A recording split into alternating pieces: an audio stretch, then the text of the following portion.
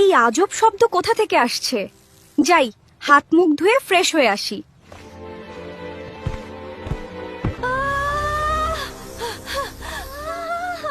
আমার চুলগুলোর এটা কি হয়েছে?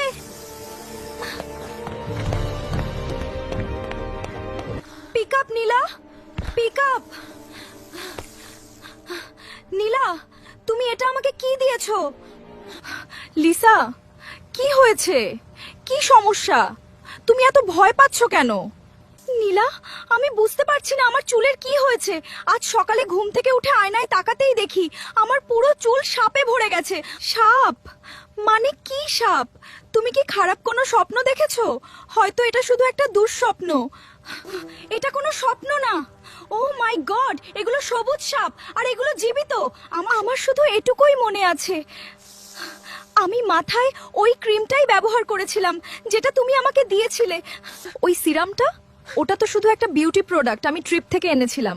তুমি তো বলেছিলে তোমার চুল লম্বা আর ঘন করতে চাও, তাই তোমাকে দিয়েছিলাম। আমিও তো এটা ব্যবহার করি। হয়তো তোমার কোনো অ্যালার্জিক রিঅ্যাকশন হচ্ছে। এটা অ্যালার্জি নয়। নীলা, প্লিজ আমাকে সাহায্য করো। আমাদের এই ব্যাপারে কিছু একটা করতে হবে। আমি এভাবে বাইরে যেতে পারবো না, আমি এভাবে বাঁচতে পারবো না। ওকে ওকে, চিন্তা করো না, শান্ত হও। আমি এখনই আসছি। আমরা একসাথে এর সমাধান করব। ওকে, প্লিজ দ্রুত আসো। তোমার এটাই প্রাপ্য। তুমি নিজেকে খুব বিশেষ ভাবতে, তাই না? কিন্তু তুমি তো কিছুই দেখোনি। নীলা এখনো আসছে না কেন? নীলার ফোনও বন্ধ শোনাচ্ছে। এখন আমি কি করব? নীলা, তুমি কোথায়? নীলা, দরজা খুলো। আমার তোমাকে প্রয়োজন। এভাবে আমি বাঁচতে পারবো না। তুমি তো আমার বেস্ট ফ্রেন্ড, প্লিজ দরজা খুলো। আমি কখনোই দরজা খুলবো না। তুমি মরে গেলেও আমার কিছুই যায় আসে না। আমি তোমাকে বাঁচিয়ে রেখেছি, এটাই তো অনেক। প্লিজ আমাকে হেল্প করো, তুমি আমার একমাত্র বন্ধু। নীলা, প্লিজ।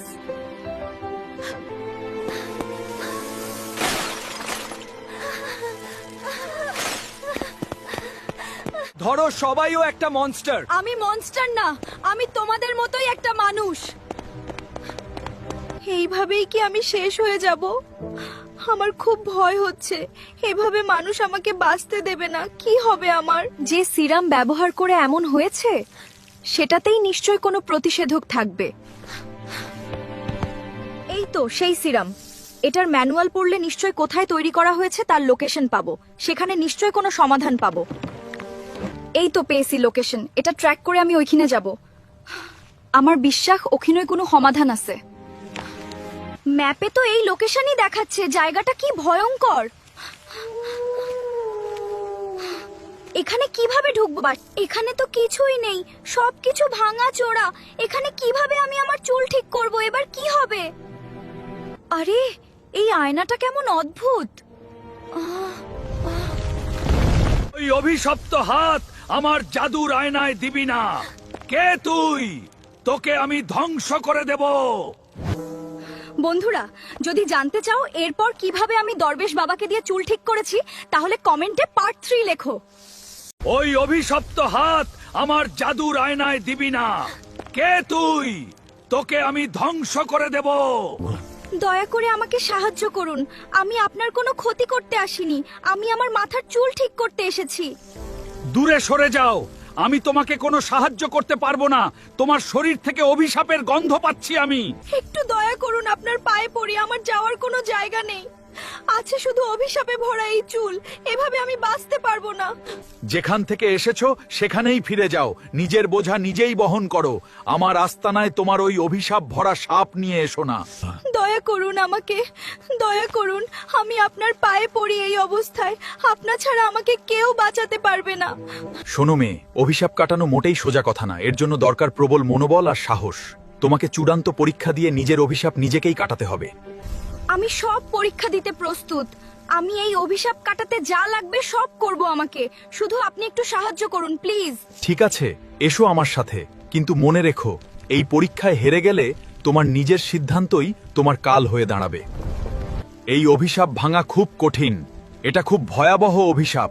তোমাকে কয়েকদিনের কঠিন পরীক্ষার মধ্য দিয়ে যেতে হবে। এতে তোমার শরীর ভেঙে পড়বে, নিজের অস্তিত্ব হারিয়ে ফেলবে। আমি ভয় পাই না। আমি যে কোনো মূল্যে এই বন্দি দশা থেকে নিজেকে মুক্ত করতে চাই, আর যাই হোক আমি এভাবে নিজেকে শেষ হতে দেব না। ঠিক আছে, এই পোশাক পরে তৈরি হও, আমি বাইরে অপেক্ষা করছি। আমি জানি এই বয়সে এমন অভিশাপ একটা বোঝা, কিন্তু আমি তোমাকে শেষবারের মতো সাবধান করছি, একবার এই পরীক্ষা শুরু হলে ফিরে আসার কোনো পথ নেই, মৃত্যু ছাড়া। চেষ্টা না করে অভিশপ্ত হয়ে বেঁচে থাকার চেয়ে চেষ্টা করে মরে যাওয়া ভালো মনে করব। বন্ধুরা, তোমাদের কি মনে হয় আমরা এই পরীক্ষা অতিক্রম করতে পারবো? জানতে হলে কমেন্টে লেখো পার্ট 4।